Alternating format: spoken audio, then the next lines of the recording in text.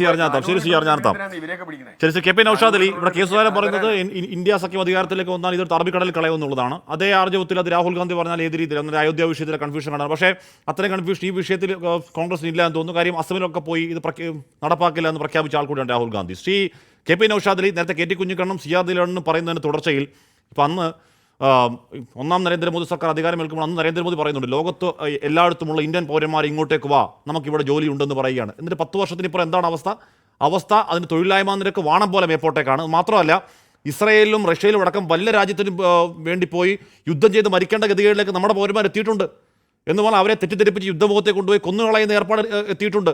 അപ്പോൾ അതടക്കമുള്ള വിഷയങ്ങളിൽ നിന്ന് ശ്രദ്ധ തിരിക്കാൻ നീക്കമുണ്ടായെങ്കിൽ ഞാൻ വീണ്ടും എൻ്റെ ആദ്യ ചോദ്യം, കെണിയിൽ പോയി പ്രതിപക്ഷം വീഴണോ കെ പി നൗഷാദ് അലി?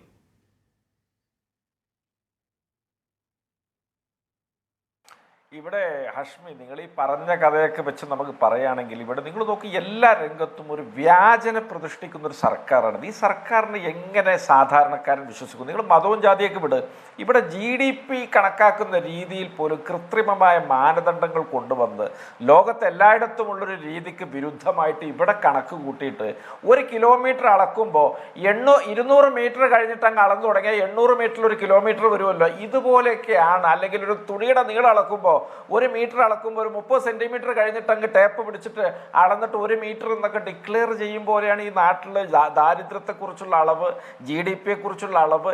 ഇവിടെ നിങ്ങൾ നോക്കൂ, ഇവിടെ ഡയറക്റ്റ് ടാക്സ് പിരിക്കേണ്ട ഒരുപാട് മേഖലകൾ റദ്ദ് ചെയ്ത് സെസ്സാക്കി മാറ്റി.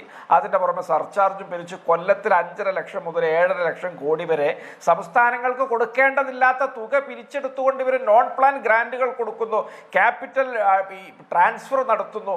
ഇവർക്ക് തോന്നിയ ഇടങ്ങളിലേക്ക് വിവേചനവും പക്ഷപാതിത്വവും കാട്ടി രാജ്യം ഭരിക്കുകയാണ്. അങ്ങനെയാണ് പല സ്ഥലത്തു നിന്നും നമുക്ക് കരണീയമല്ലാത്ത പല വാചകങ്ങളും പല പരാതികളും ഒക്കെ ഉയരുന്നത്.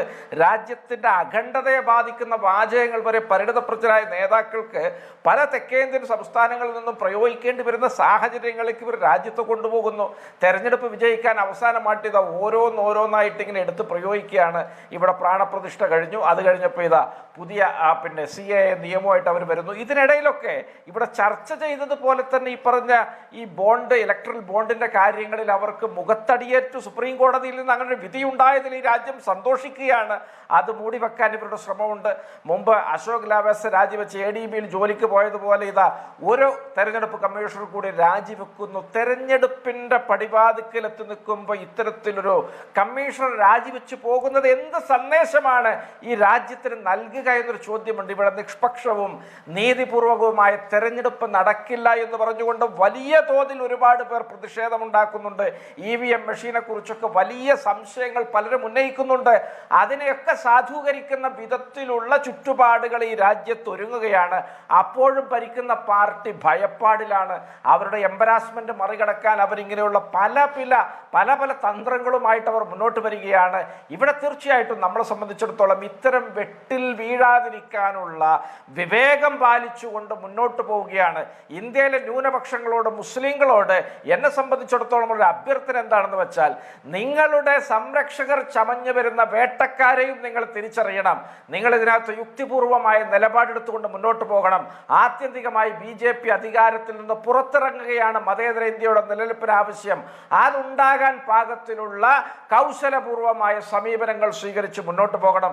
പിന്നെ എനിക്ക് സഖാവ് KT കുഞ്ഞിക്കണ്ണനോട് പറയാനുള്ളത്, പിണറായി വിജയൻ സഖാവിൻ്റെയും CPM-ൻ്റെയും ഒക്കെ CAA വിരുദ്ധ നിലപാടുകളെ ഞാൻ സന്തോഷത്തോടെ കാണുന്നു. പക്ഷെ അവരതൊക്കെ പറയുമ്പോൾ ഇവിടെ CAA വിരുദ്ധ സമരത്തിനെതിരെ 10,750 കേസ് അവരെടുത്തിട്ടുണ്ട്.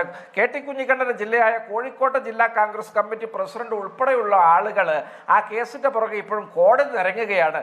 നിങ്ങൾ ആ കേസൊക്കെ ഒന്ന് പിൻവലിക്കാനുള്ളൊരു സന്മനസ് കൂടി കാണിച്ചാൽ വളരെ ഭംഗിയായി നിങ്ങളുടെ ഉദ്ദേശം ദുരുദ്ദേശപരമല്ല എന്ന ആളുകൾക്ക്